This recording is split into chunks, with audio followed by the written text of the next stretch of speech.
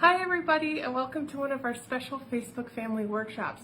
We are so excited today to be reading one of our favorite Halloween books, Room on the Broom, with one of our dearest friends, Christina the Kind Witch. She's got a couple tricks up her sleeve, but I'll let her tell you all about it. Hi, can you see us? It's me, Christina the Kind Witch, and I'm here with my black cat David, who's also my very best friend.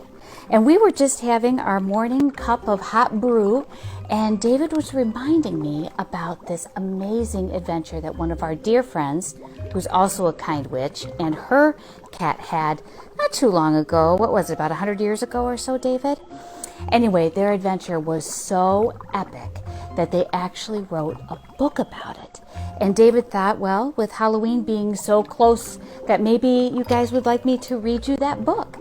So if you would like, I'd gladly read it for you. David, why don't you help me go find the book? Thank you. Well, maybe I'll just use my magic instead. There we go. So please sit back, relax on your bed of nails or wherever you feel most comfortable, and enjoy the story.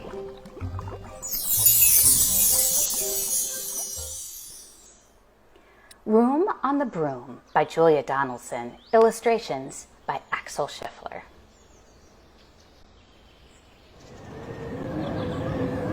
The witch had a cat in a hat that was black, and long ginger hair in a braid down her back.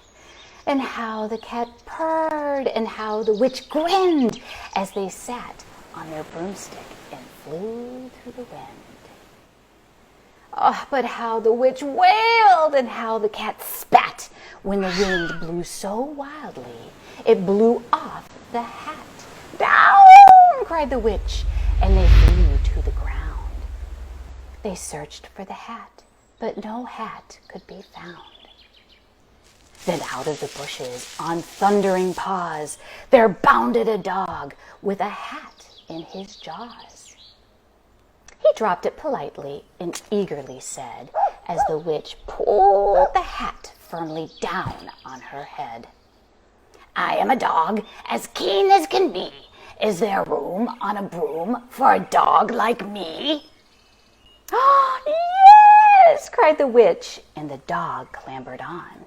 The witch tapped the broomstick, and whoosh, they were gone. Over the fields and the forest they flew. The dog wagged his tail, and the stormy wind blew. The witch laughed out loud as she held on to her hat, but away blew the bow from her braid just like that. "Down!" cried the witch, and they flew to the ground. They searched for the bow, but no bow could be found. Then out of a tree, with an ear-splitting shriek, there flapped a green bird with a bow in her beak. She dropped it politely and bent her head low, then said as the witch tied the braid in a bow, "I am a bird as green as can be. Is there room on a broom for a bird like me?" "Oh, yes!" cried the witch. So the bird fluttered on. The witch tapped the broomstick, and whoosh, they were gone. Over the reeds and the rivers they flew. The bird shrieked with glee, and the stormy wind blew. They shot through the sky to the back and beyond. The witch clutched her bow, but let go of her wand. "Down!" cried the witch, and they flew to the ground. They searched for the wand, but the wand could not be found. Then all of a sudden, from out of the pond leaped a dripping wet frog with a dripping wet wand. He dropped it politely, then said with a croak, as the witch dried the wand on a fold of her cloak, "I am a frog, as clean as can be. Is there room on the broom for a frog like me?" "Oh, yes!" cried the witch. So the frog bounded on. The witch tapped the broomstick, and whoosh, they were gone. Over the moors and the mountains they flew. The frog jumped, o'er joy, and the broom snapped in two. Oh! Down fell the cat and the dog and the frog. Down they went tumbling into a bog. Oh, the witch's half broomstick flew into a cloud. The witch heard a roar that was very loud. I am a dragon, as mean as can be, and which with French fries tastes delicious to me. No! Cried the witch, flying higher and higher. The dragon flew after her, breathing out fire. Oh, help! Cried the witch, flying down to the ground. She looked all around, but no help could be found. The dragon drew near with a glint in his eyes and said, just this once, I'll have witch without fries.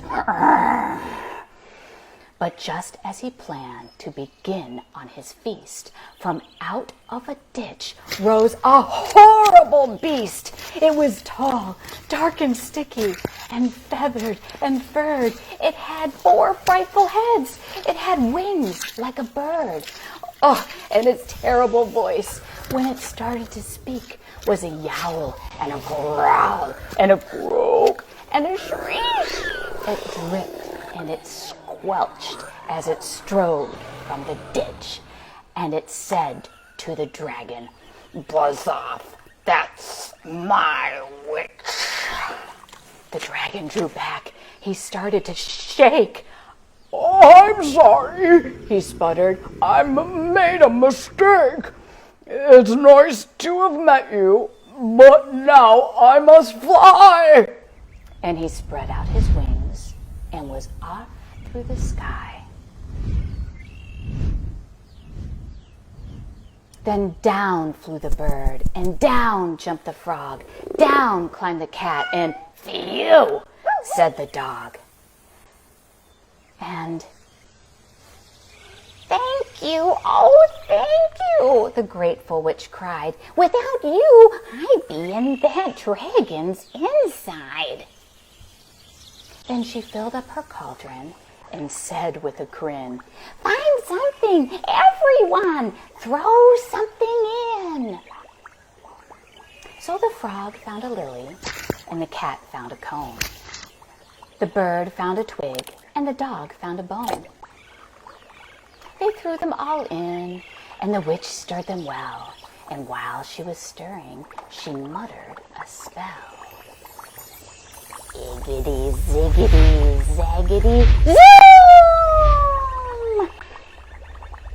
Then out rose a truly magnificent broom, with seats for the witch and the cat and the dog, a nest for the bird, and a pool for the frog. Yes, cried the witch, and they all clambered on. The witch tapped the broomstick, and whoosh, they were gone.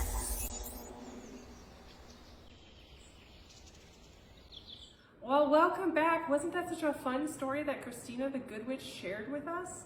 I loved it. One of my favorite parts was seeing how the witch of the story made so many friends along the way.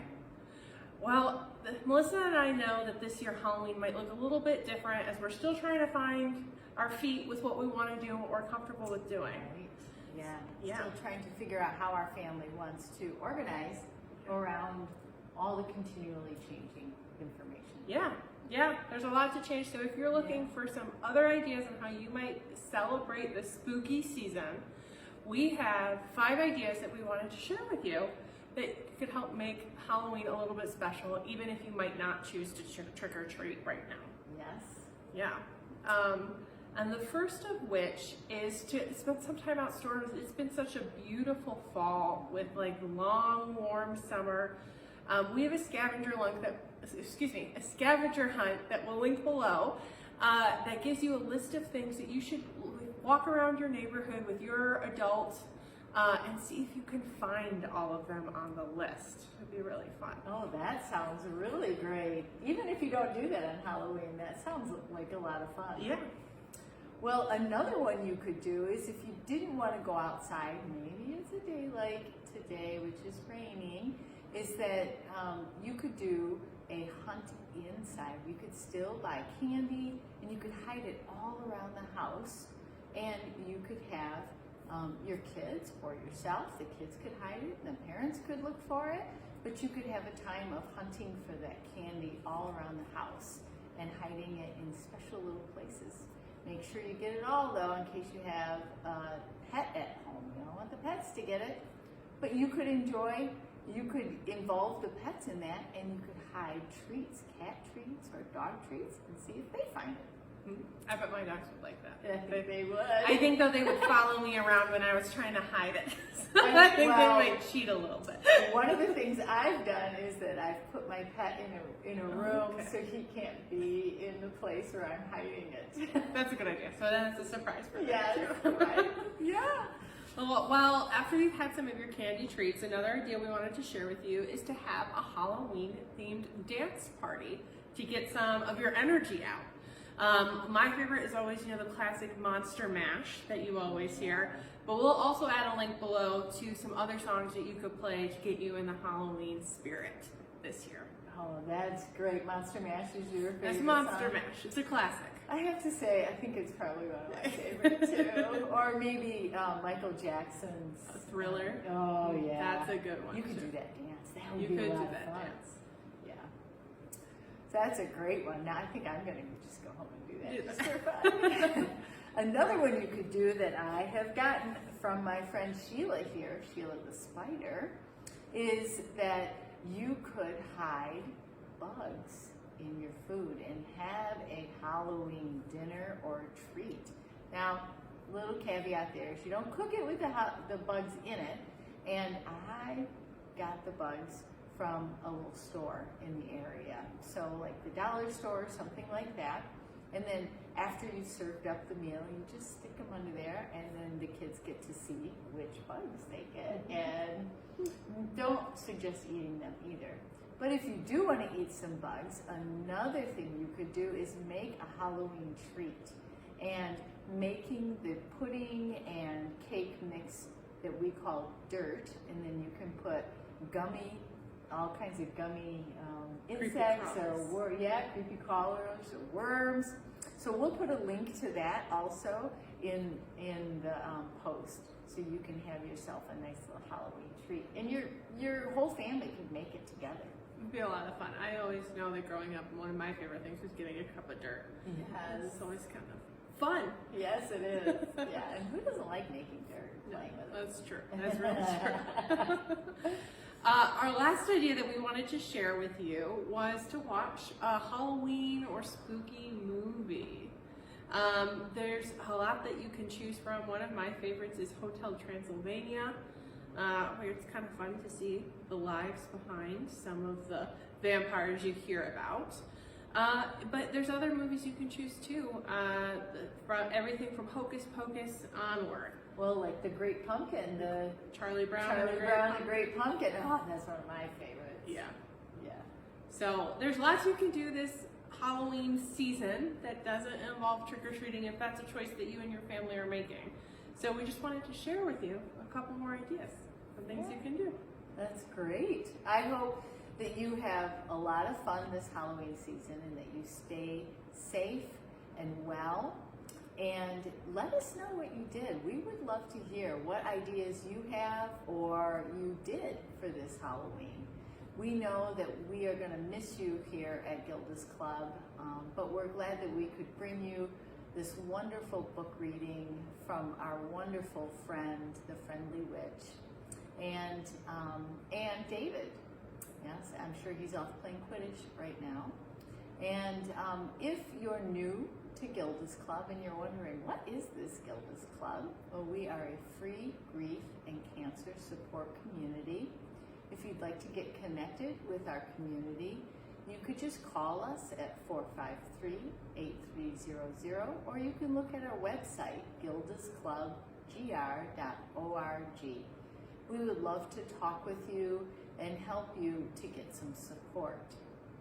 And if you are already a member, you probably already know this, but we're starting to just dip our witchy fingers into the in-person arena again, and we're holding a lot of what's called hybrid groups.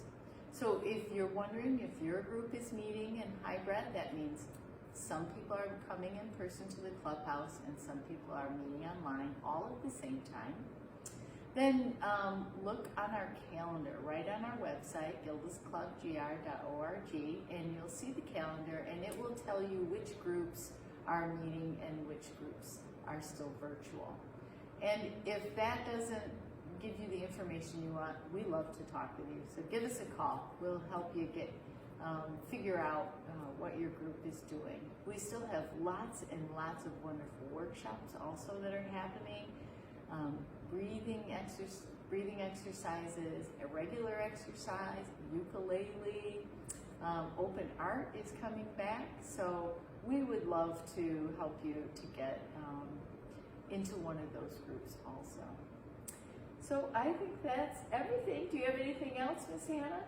No, I just hope that you guys have a wonderful Halloween and week, and that you stay safe and well. Yes, and remember, there's no place like home. Keep dreaming. We'll see you Bye. soon. Take care.